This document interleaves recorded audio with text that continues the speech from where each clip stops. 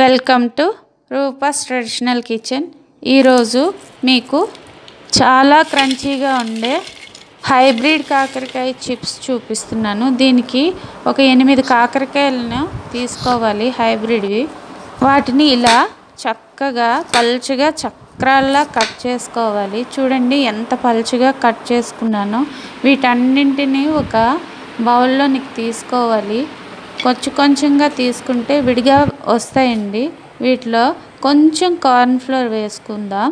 ఇలా వేసుకొని కొంచెం పసుపు, రుచికి సరిపడినంత కారం, ధనియా జీరా పౌడర్, రుచికి సరిపడినంత ఉప్పును కూడా చక్కగా వేసుకొని నీరు తడి లేకుండా ఈ విధంగా ఆ కాకరకాయ ముక్కల్లో ఉన్న మాయిశ్చర్తోనే కలుపుకోవాలి. ఈ విధంగా చక్కగా కలుపుకోవాలండి.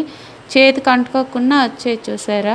వీటిని ఈ విధంగా ఎక్స్ట్రా డస్ట్ ఉంటే ఈ విధంగా జల్లెడ పట్టుకొని వాటిని నేరుగా సలసల మరిగే ఆయిల్లో వేసుకొని కొంచెం డార్క్ బ్రౌన్ కలర్ వచ్చినంత వరకు వేయించుకోవాలి. ఇలా వేయించుకుంటే ఇది క్రంచీగా వస్తాయండి. చూడండి ఈ కలర్.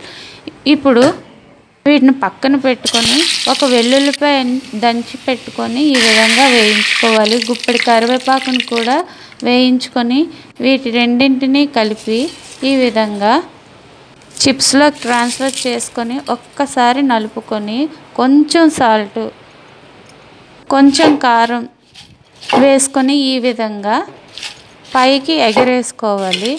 ఇలా వేసుకున్నవి సర్వ్ చేసుకుంటే పప్పుచారులో కానీ రసంలో కానీ చాలా బాగుంటాయి సైడ్ డిష్గా. Thank you.